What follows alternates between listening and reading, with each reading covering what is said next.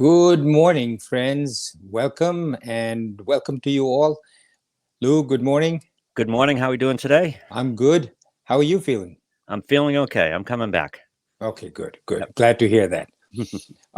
Just so you all know, I was just thinking about this, that, we're going about it, Lou and I, on a day-to-day basis, but one never knows when one is going to be listening to these podcasts. And I have this vision that sometime in the future, my little grandchildren, who are now 3 years old, 4 years old, can come back and listen to this like 20 years from now. Yeah. So I was thinking about this, that this is now January of 2022, just turned January. Happy New Year to everybody. And this is the time of COVID for my grandchildren. In case you don't know about this, there was very, very sick. A lot of people got ill, died, etc. We're sort of confined to the house a lot of times. Can't go to the barber, look at my hair, can't go for a haircut. So a lot of restrictions. But whenever somebody gets sick, and that's what reminded me when Lou said coming back slowly, he's got a cold. Yep. So just sort of telling you, if you're looking at this 15, 20 years from now, God willing, it stays on that long, that's what's going on right now. Yep. Anyway, we are now at episode 198. We're going to be doing verses 19 to 22 of chapter 18. And we're talking about three things here today. And you will get this flow if you go back to the few episodes before this. But we need to recognize that there's three things, like the building blocks of action. When you do an action, there are three things that cause that action to be taken for you to make that decision. You are the one that's making the decision. I'm the one that's making the decision. But what goes into that making that decision? Let's say a person wants to start a relationship. He sees a young girl, they feel attracted to each other, and he says, okay, this is the one that I'm going to get into the relationship with. He then proceeds along that. That's an action, right? Or another example, somebody has a business opportunity, a piece of real estate comes up for sale, and he says, thinks about it, and he goes into it and says, okay, I'm going to plunk down a chunk of money, a lot of money, and make this decision. That's an action. Now, what made that person make that action? That's what you and I need to look at, because the next 8 or so verses basically talk about what goes into making an action, the building blocks of these actions. One is the knowledge that you have, and that goes from previous lives, samskaras, to the current life, whatever goes into it. Bear with me, I'll tell you in detail. The second is the action itself. And the third is the doer, who is the actor that's doing it. In one of my previous episodes, we talked about when I first came to the United States. I came in the spring. I was only in my early 20s, had left Mumbai. It was bright and warm and sunny over there. In fact, when I came here, it was spring. So at that time in India, it was like 110 degrees, and came here, it's beautiful, nice weather, flowers everywhere. People were, had their shirts off and playing in the park frisbee. So it was nice country. But when Labor Day came and went, it started getting darker and darker every day. By 3 o'clock in the afternoon, it was pitch dark and cold, and all the leaves are gone. And I started to feel almost claustrophobic, because you were locked up at home, the windows were closed, and I said, I don't like it here. Maybe I should go back to India. And I had made some really close friends, good friends, while working in the hospital. And one of my friends, Howie, said to me, listen, the only way to get past this claustrophobic, horrible feeling that you have in winter is for you to embrace it and get to know the winter, join it, be a friend. And how to do that? One is to learn ice skating, to learn skiing, to do winter sports as such. Yep. And I said, that's great. And we talked about this, right, Lou, about him saying to me, let's build an ice boat. Yeah. And he said, let's build an ice boat. Come to my garage every evening and we'll start to build an ice boat. Now, I had no idea what an ice boat was. And I think the majority of people don't know what an ice boat is. For those of you who may not know, if there's a frozen lake and you build a boat, the boat is not going to go on the ice. So they put blades, like ice skate blades, on the bottom of the boat and a sail. And when the wind blows, you can go very fast on that lake. So that's an ice boat. Now, if you don't have the knowledge of what an ice boat is, you have no idea how to build it. So you must know what you're doing. You as a builder, the actor, must be pretty handy with your hands and the action of making the ice boat. All of these three things go together. So similarly, with the real estate, you must know what you're doing. You have the knowledge of real estate. You're the actor. You have some mathematical business acumen, and the action of doing it itself has to be all correct. So those are the three building blocks that we're going to be talking about. Knowledge, how to do something from your previous life, samskaras that come to your mind in your unconscious as well as the current, the action, the act of making the ice boat, and the actor or the doer, the builder who makes it. Now, verse 20 to 28 describe why that differs. Let's say the same building, real estate, is available for sale, or the same ice boat that you're making. 10 different people are going to make 10 different kinds of ice boats. Mm-hmm. Why? Because the actor is different. He may be more skilled with the carpentry, etc., and the other may not be as skilled, right? We know that. Yep. But the knowledge is also different. One guy knows how to do it. The act of making is different. So what makes that difference? And what Krishna talks about here in the Gita is the three gunas: the sattvic guna, the rajasic guna, and the tamasic guna. So those three things go into making the action better or not so good. Like if you're rushing through it to say, I want to get this done quickly, that's a rajasic quality. Action, hurry, hurry, hurry, do it quickly so that the result is what you're focused on. Sattvic people do it calmly, easily, coolly, with proper thought. So these three, the knowledge, the action, and the actor, are changed based on whether they're sattvic, rajasic, or tamasic. Bear with me. I hope I'm not going on too long. And let's go through each one of these. The knowledge is the jnanam in Sanskrit. The unconscious mind is made up of all our samskaras. Samskaras is the impression. Samskara means impression. So these impression comes to us from thousands of previous lives. Let's say you were a maker of ice boats in previous lives. Right. Of course, you get to be born and you know the skill of making an ice boat or a boat or carpentry right from get-go. And you've seen these prodigies, right? Kids who can do things, play music or mathematics or carpentry or anything like that. Very early on, age 5, 6, they know how to do it. So these samskaras, impressions, come with you from previous lives. If it wasn't there, you may say, it's not so. If it wasn't there, every one of us would have to start from zero at the time of birth. And it's not that. You know that, like Mozart, gifted prodigies that we've seen all along, come to it with some skills. So that's the one, the jnana, the knowledge, the samskaras from previous lives, impressions, as well as the impressions and knowledge that you get in this life. Okay, keep that in mind, knowledge. Second is the action. The different types of action is propelled by the knowledge. So if I have a knowledge of making an ice boat, I say, hey, I know how to do this. Let's make an ice boat. If I don't have any knowledge of it, I wouldn't even think of it. If I've done real estate before, if my father was a real estate developer, I say, I know this. I come to the United States, I see a real estate opportunity, I jump into it. I say, because I've done this, I have this knowledge already. So the action, the karma, is based on your knowledge. The more knowledgeable you are about certain things, the more likely you are to make it out. If you've had relationships before, you see somebody that you've analyzed based on previous relationships you might have had, you say, okay, compared to the previous ones, this one is the one that suits my criteria. So the more knowledge you have, the more likely you are to make that decision. And the last one is the knower and the doer, which is the karta.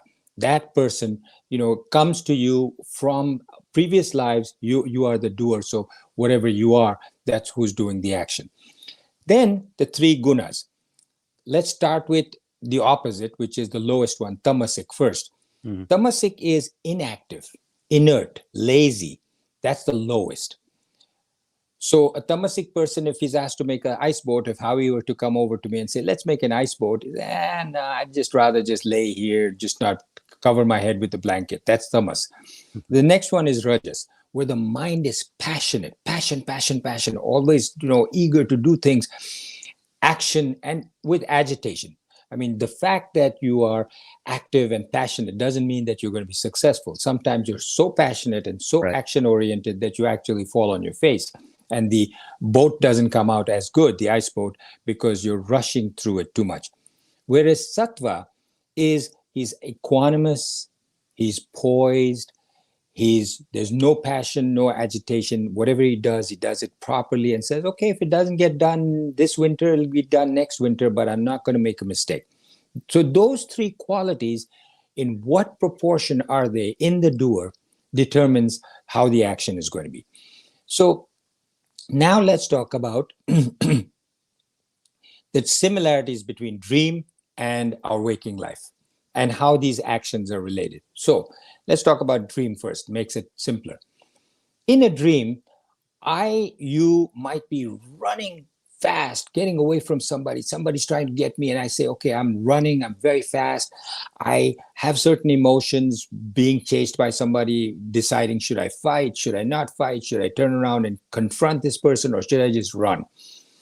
And then I wake up, and when I wake up, I see that was not me. I had a different body, different emotions, different way of dealing with the situation I was in. Why? Because I took on a different body in my dream, a different emotion, different thoughts, different way of dealing with situation than I would in a waking life, right? Yep. So it's a different experiencer, different waking body. Now, in a waking body, the same thing happens. The waking body is different each life that I take, and that, just like the dream from your unconscious, comes about because of your wishes, your desires, your thoughts during the day or in previous days. That's why your dream comes out, to sort of fulfill your wishes, to your fears. All of that is produced by your desires. You want to eat Chinese food, that's your desire. You're going to dream of eating Chinese food, right?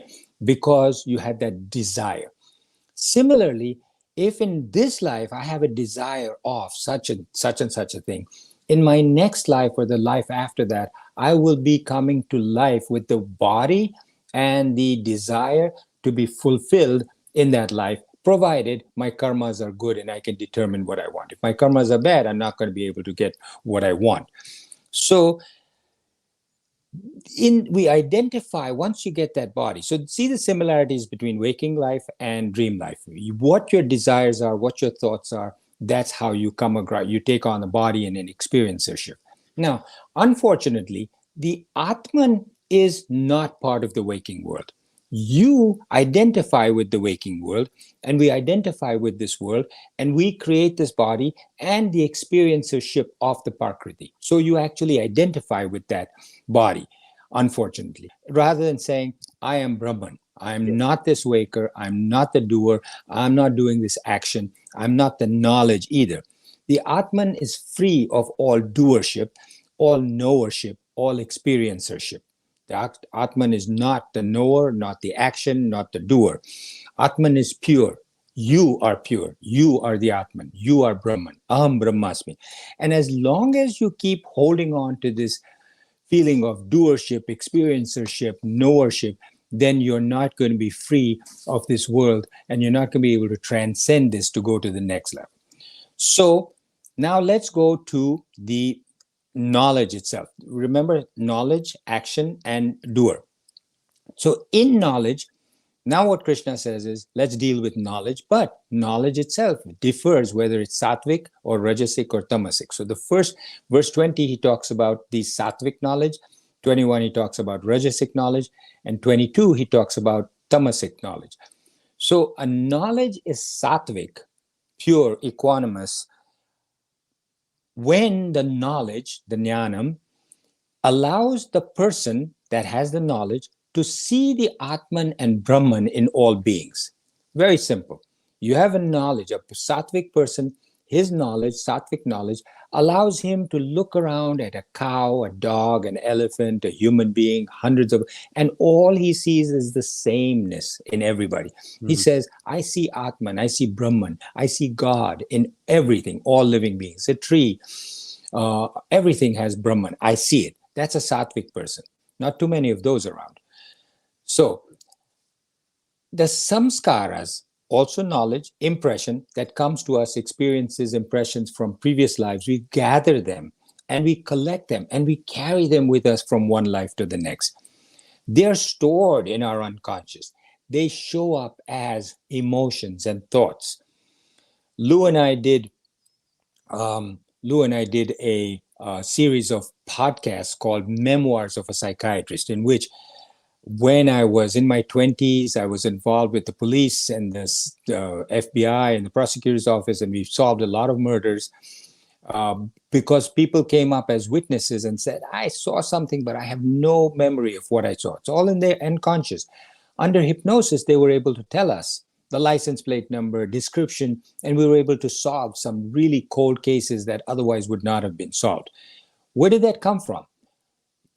Even the person being hypnotized would be shocked. How do I remember this license plate number? I never thought I even saw anything. And yet they gave us a license plate number, which means that just like your computer stores things from years ago, you just have to turn on the computer and punch in the right information. It comes.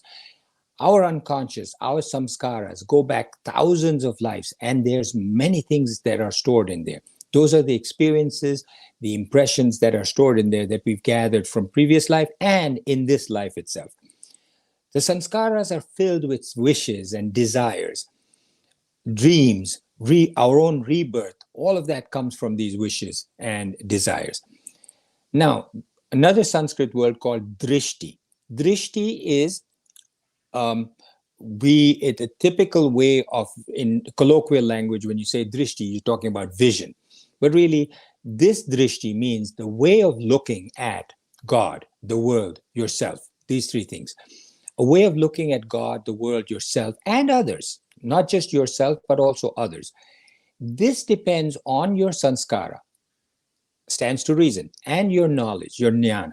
So, little children look at certain people. I've seen this, and you've seen it. Yeah. Little children look at a certain person based on his face and they start crying. They get scared. And you say, and say, oh, she doesn't like you. Go away from here. She doesn't like you. Why doesn't she like me? And you know that. You look at a certain person, even as a grown adult, and you say, I just don't feel comfortable with him. There's something about him I don't feel comfortable with. Now, this could be because there's a certain part of your unconscious that is sensing that there's something about him to be, that's separate. But otherwise, because of your samskaras, because of previous impressions from other lives, there are things that this person, this event, this situation reminds you of from the past. And you don't like it. And you say, I don't know. There are people, let's say they were injured in a fire in previous life and they got burned. As a child, you'll see that this child, even never having faced fire, is petrified of fire. Yeah. So those are drishtis, a way of looking at God, way of looking at ourselves, way of looking at others, and way of looking at situations. So others represent a person of different race than myself, or different color than myself, skin. And this person may say, based on my previous karmas, previous samskaras, I don't feel comfortable with that. So recognize that if somebody is like that, it's because of their previous samskaras. Don't take it personally and try and control yourself from your own samskaras. A sattvic person sees Brahman in all beings. That's the common factor. It's easier to see differences than to see commonality. In India, there are different states, Punjab, Kerala, Maharashtra, Bengal. And so everybody is classified. Oh, he's Punjabi, he's Bengali, he's Maharashtrian, he's South Indian. So that's one very specific, very narrow way of looking at beings. Other people may say, well, bigger swath of people. Oh, he's North Indian, he's South Indian, he's West Indian. That's another. Others may say, no, we're all Indians. Okay, that's fine too. But he's Russian, he's Chinese, he's African.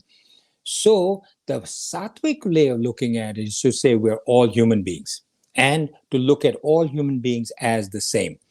Life in me is the same as the life in another being. Life in me is the same life that's in a tree. Life in me is the same life that's in an animal or all beings. You don't see any differentiation. Don't feel comfortable killing another human being or killing a cow.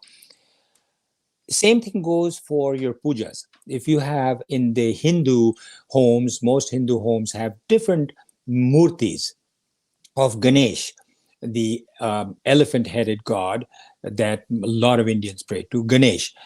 He said, well, this is Ganesha. He's God. This one is a different murti. I don't pray to this murti. Or he may have multiple murtis of Ganesh, Lakshmi, Saraswati, Shiva, etc.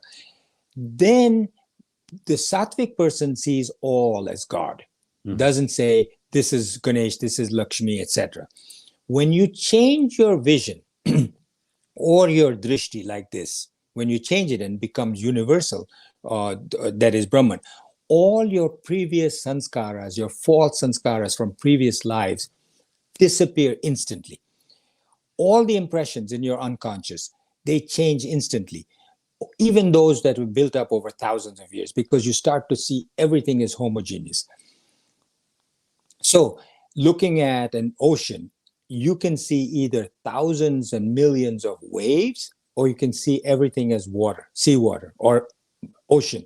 You can look at ornaments and jewelry and say, wow, look at this tiara, or you can see it all as gold. You can look at garments being woolen garments or cotton garments, and you can just see it as wool or cotton or silk, or you can see it as nice, colorful, fancy garments. And that's sattvic person sees it all as the ocean, as ocean water, as wool, cotton, or just gold, instead of seeing it separately. And the last one, verse 21, this is the second last. Rajasic name. If the person's knowledge causes him to differentiate between beings by seeing distinctions and variety in various beings, that knowledge is known as Rajasik knowledge. So Rajasic people see different beings, different objects, separate from each other. Right. Because you see differences, those differences cause you to develop desires to experience them. So you become desire-ridden, you become agitated, you become restless. New experiences are desired by a Rajasic person constantly.